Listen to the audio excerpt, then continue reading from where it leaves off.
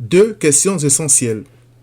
La première question, qu'est-ce que je dois faire pour être sauvé, est celle que je me suis posée quand l'Esprit de Christ m'a montré les ténèbres qui étaient en moi et autour de moi. Malheureusement, les enseignements que je recevais à l'époque me poussaient à continuer à me poser cette question alors que je me disais chrétien. La deuxième question, c'est-à-dire, maintenant que Christ m'a sauvé, qu'est-ce qu'il me donne la grâce de faire pour sa gloire, est celle que je me pose désormais par la grâce de Dieu. Je témoigne donc pour dire que pour des croyants, continuer à se poser la première question est un blasphème. Je m'explique. C'est une bonne chose d'être zélé dans sa communauté. C'est la motivation qui fait la différence. Mon but était de travailler à mon salut, car pour ceux qui m'enseignaient à l'époque, cette expression que Paul utilise en disant « Ainsi, mes bien-aimés, comme vous avez toujours obéi, travaillez à votre salut avec crainte et tremblement », Philippiens 2, verset 12, voulait dire que mon salut n'était pas parfait et qu'il me restait des choses à faire pour le parfaire. Mon zèle dans l'Église était donc un zèle sans intelligence. Romains 10, verset 2. Le Seigneur m'a montré la gravité de la chose, car un tel zèle en vue de compléter son œuvre veut dire qu'il a menti quand il a dit « tout est accompli ». Jean 19, verset 30. Je me suis rendu compte que la persistance dans une telle erreur ne pouvait venir que de l'esprit de l'erreur, celui de l'Antéchrist, selon 1 Jean 4, verset 2 à 3. Puisqu'il ne confesse pas Christ venu en chair, il est impossible à ceux qui sont sous son pouvoir d'être persuadés que le sang de Christ sauve parfaitement quiconque croit en lui.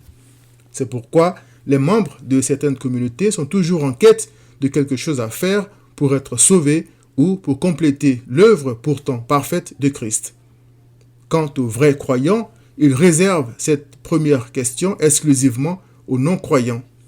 C'est plutôt la deuxième qu'ils se posent, c'est-à-dire maintenant que Christ m'a sauvé, qu'est-ce qu'il me donne la grâce de faire pour sa gloire?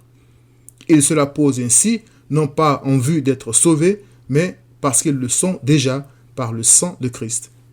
Ils sont persuadés que le sang de Christ les a lavés et purifiés une fois pour toutes et que par son sacrifice, Christ a obtenu une rédemption éternelle pour eux. Hébreux 9, verset 12. C'est pourquoi ils ne vivent plus pour eux-mêmes, mais pour celui qui est mort et ressuscité pour eux. 2 Corinthiens 5, 14 à 15. Ils sont donc fermement attachés à la parole de Christ pour la mettre en pratique. Cette parole dit justement « Il n'y a donc maintenant aucune condamnation pour ceux qui sont en Jésus-Christ ». Romains 8, verset 1. Les vrais croyants savent qu'ils ne peuvent rien faire sans Christ. Jean 15, verset 5. Puisqu'ils n'ont aucune force en eux-mêmes pour se montrer reconnaissants, le Seigneur leur en donne la force. Leur responsabilité est donc d'utiliser la force de Christ pour se montrer reconnaissants en étant des instruments qui publient la bonne nouvelle de la justice de Dieu par la foi en Christ. Or, il n'y a pas d'ingrats parmi les enfants de Dieu, d'où leur zèle pour l'œuvre de leur Sauveur. Je crois que c'est de cela que l'apôtre Paul parle en disant « Par la grâce de Dieu, je suis ce que je suis, et sa grâce envers moi n'a pas été vaine. Loin de là, j'ai travaillé plus que tous, c'est-à-dire les autres apôtres, non pas moi toutefois, mais la grâce de Dieu qui est avec moi. » 1 Corinthiens 15, verset 10.